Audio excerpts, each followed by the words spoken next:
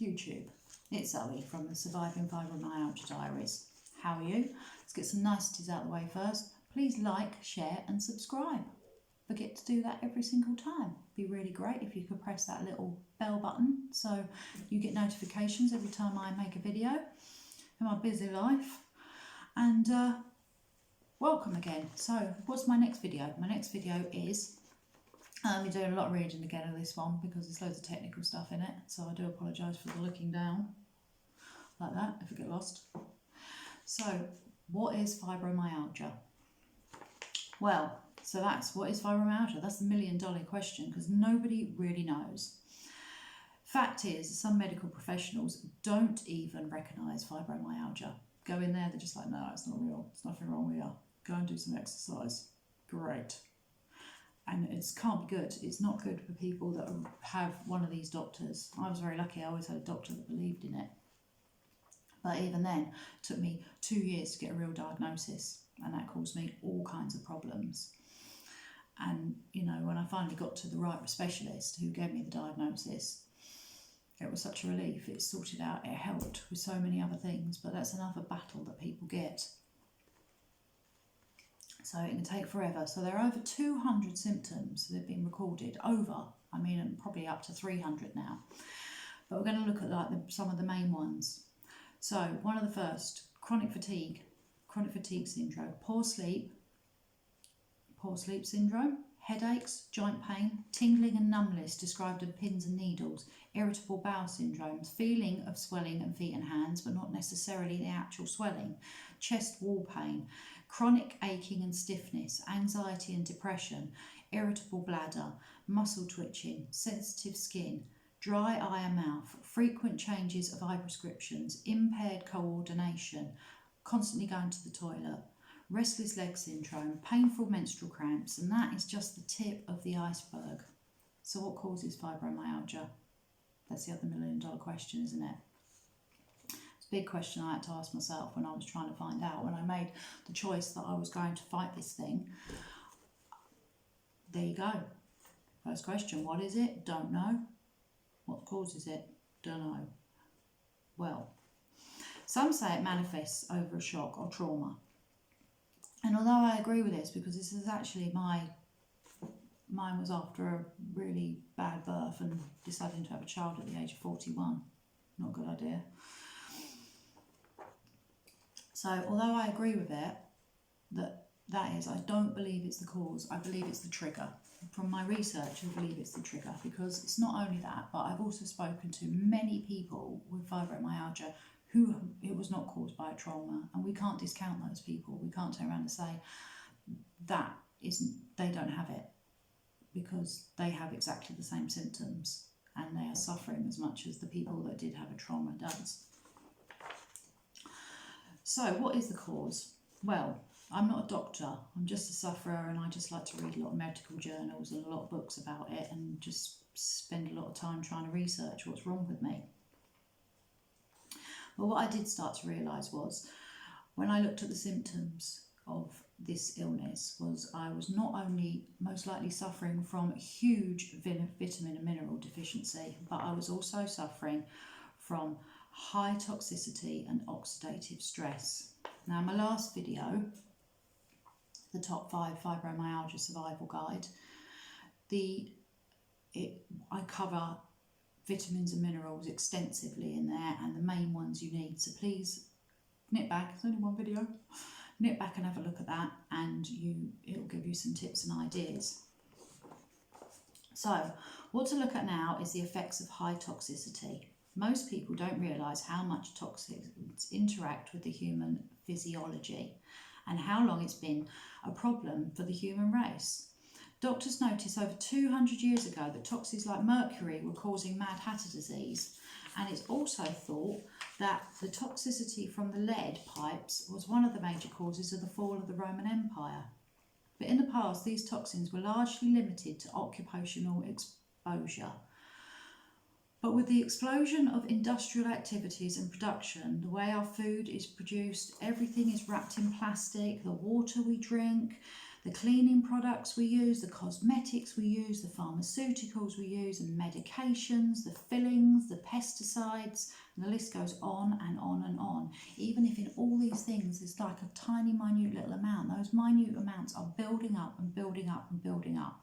And so the toxins that we consume on a daily basis are becoming extensive. Though extensive research now, we are better understanding that the toxic affects most of all, if not all, of the population of the world, except for maybe indigenous people that manage to live a toxic-free lifestyle out in the middle of nowhere.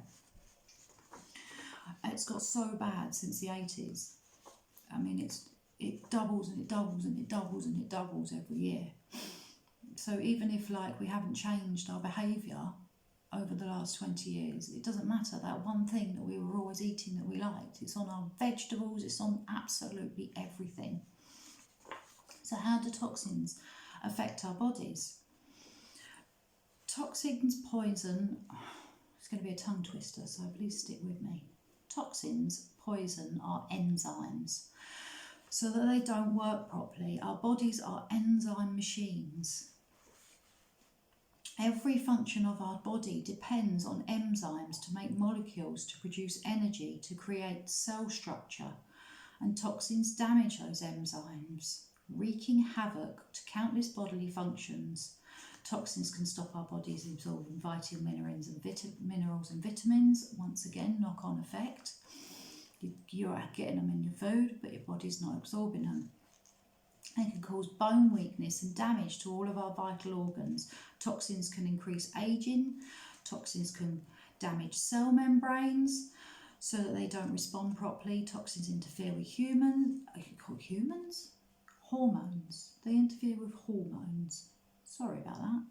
And can cause an imbalance. Toxins modify gene expressions. Our genes switch off and on to adapt the change of our bodies and our outer environment, but toxins can suppress our genes from being able to adapt. High toxicity can stop your body from being able to naturally detox. Go figure. You know, you need to detox and then you can't detox because of the toxins. And this is a big problem. So when you're toxic and you desperately need to detox, of course you can't. And the more your toxicity levels, the more the detoxification pathways are blocked. Well, there's that tongue twister over. So what are some of the signs of high toxicity? This is where we're going to start to see a pattern. Please excuse me.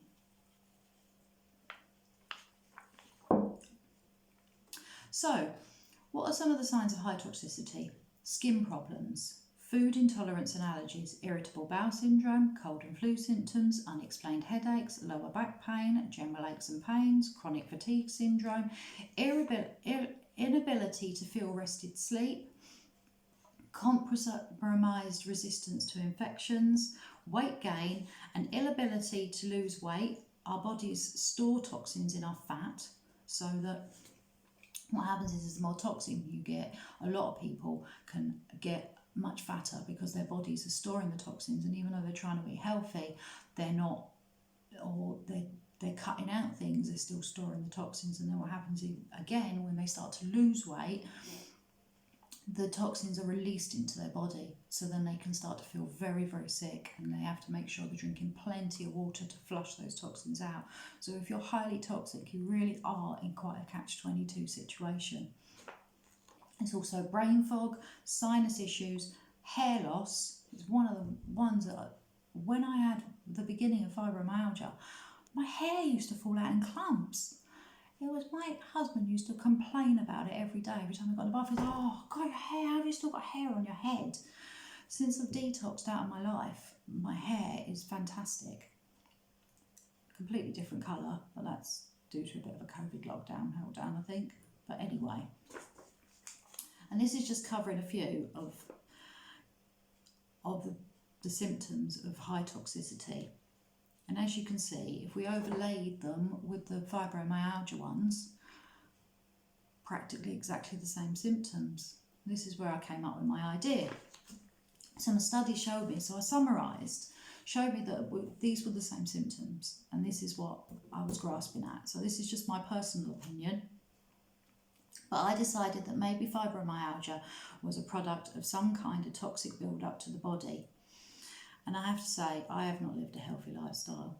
You know, I smoked, I drank. Before I had my daughter, I partied hard. Let's just leave it at that.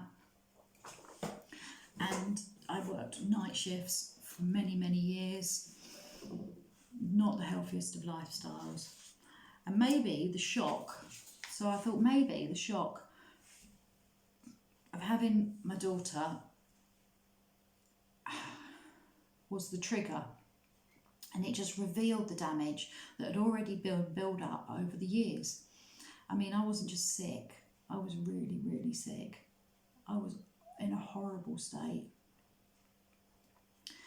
So my whole body was breaking down. Now, I may have been grasping at straws, but I decided to take action and detox my whole life. I started by sitting down and writing a list of everything that, from all of my research, that was telling me that were things that were not good for your health, that were toxic. And when I put the list of toxins, there was a lot, you know, like simple things like your perfume, your deodorant, your cleaners, all of these things. So at first I got down,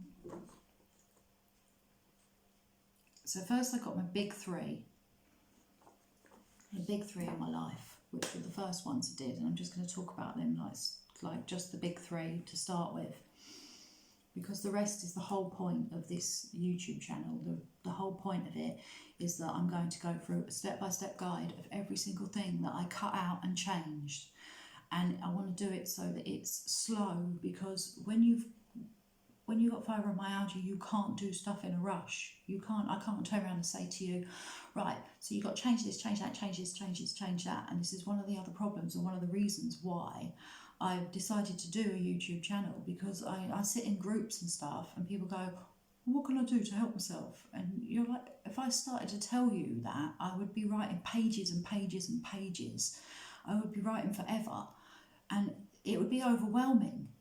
When you can barely get out of a chair, the last thing you need is a list of 500 things that you need to change in your life. It's not that many, but you know, anyway. So anyway, my big three, first one was I was a smoker. And I was a smoker. I loved smoking. I really did. I was a proper smoker. 20 a day minimum. I would smoke. I smoked through my pregnancy. Oh, please forgive me. I bless my little daughter. I smoked when I did cut right down to 5 a day, but I still smoked, and I smoked the whole time. I had my injury on my leg, and the doctors were telling me, your smoking is not going to get you well. You're not healing because you're a smoker. Your bones aren't healing. This isn't healing. I'm like, yeah, whatever. Can I go and have a fag? You know, I was wheeling myself out with a broken leg and no one to help me. On a wheelchair, I'd had somebody nick for me in the hospital to get to the smoking area to have a fag while I'm a mess. I mean, I was a smoker. It was proper awful, and I had to give up. So at the beginning of 2019, I had another surgery to get all the pins out of my leg in the end of February, my birthday actually, and in 2019, and I gave up smoking in January, and I'm still a non-smoker now. Oh, so happy I'm a non-smoker. And I have to say, it was shocking how quickly I healed from the second surgery. I mean, and it's quite an extensive surgery, having metal rods taken out of your bone. They hammer it out, it's disgusting. Anyway, so I'd done that, and that was the first thing, and it was the most important. So if you're a smoker and you're unwell and you think, oh, you know, it's all right, it doesn't really notice, it'll be okay, just do it now. Just give up smoking. Please give up smoking. My number two, I'm not going to be popular for this, was medication. Now, I had to give up my medication. I was getting some serious side effects. I mean, I was really suffering from them. Every symptom, whatever I seemed to take, every symptom that it seemed to help with, and some did help, a couple of weeks down the line, I would have 3 other side effects from them. They were making me so sick. The last one I was on, I got so ill. At first it was fine. I was absolutely fine for about 3 months, and then suddenly I started getting these weird like numbness around my waist and my legs, and I went to my doctor, and the doctor was like, oh, I think we need to test you for MS, but we can't give you a MRI because of the metal in your leg, so I don't know. Well, in the beginning, when I at the same time I gave up smoking, I decided I was going to come off them, and now this is where I had to do it, but it was a long haul. And the thing is I'm very anti-medication now. You know, I'm pretty like anti-fags and anti-medication, and the reason is because, you know, you just need to read the insert. These things they're not there to cure you, they're just there to mask the symptoms, and they may help for a while, and I've got nothing against anyone that takes them, but they're not doing you any good in the long run. You can't stay on them forever. You cannot be on them forever. They are causing you severe damage, and you're going to end up with something else wrong with you purely caused by the medication in the long run. Or they're going to keep changing them up on you, and you're going to go through the hell of coming off them, which is what they did with me, with a lot of them. On and off, different medications, detoxing off one lot, going through the withdrawals, and then coming back onto another one. So for me, it was just getting rid of that into my life, and the freedom of not being on it. It took me 6 months to come off it, and this is where I'm going to set a warning. If you feel like you need to come off your medication, and I'm not telling anyone to do that, but if you feel like you're having the same as me, if they work for you, just stay, fine. They're working, great.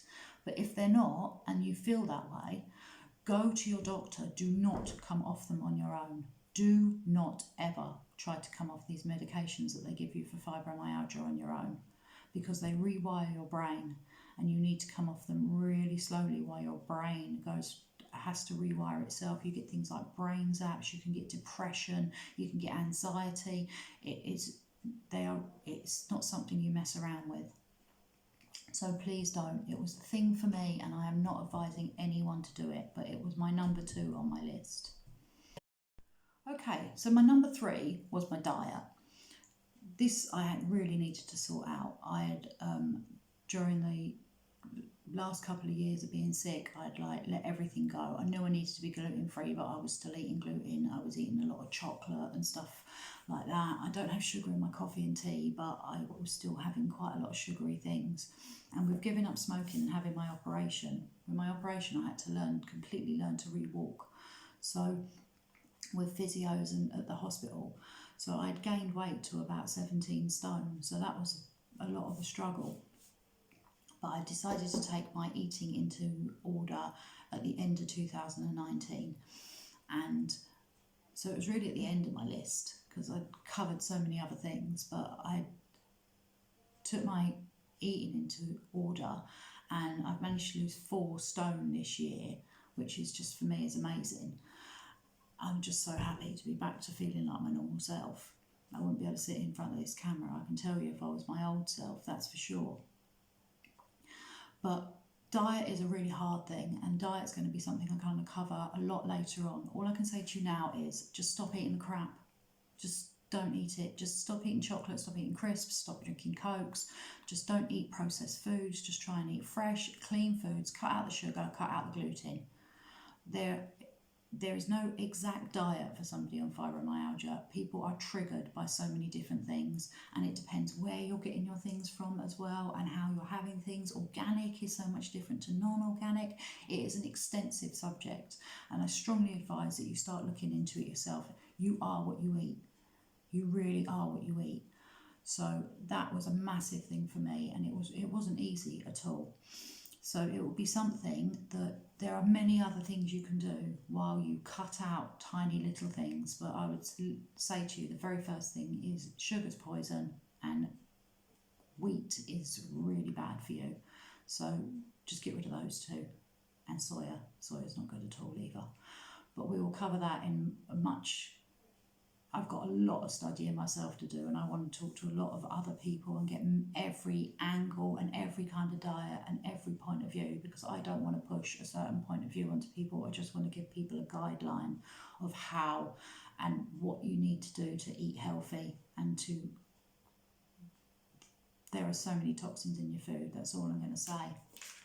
So the rest of my list is really why I'm doing this whole YouTube channel.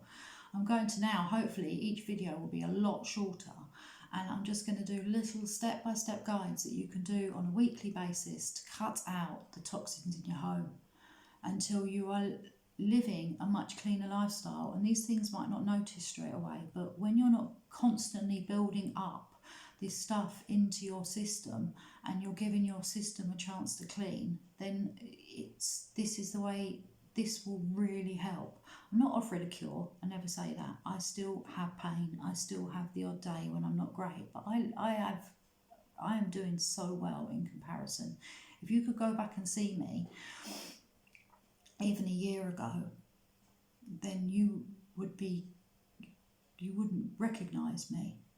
And which is why I want to share my story, and I want to share all this advice with everyone. So anyway, that's the end of this video. I hope God blesses you all with a pain-free day. Thank you for watching, and don't forget to like, share and subscribe. Goodbye.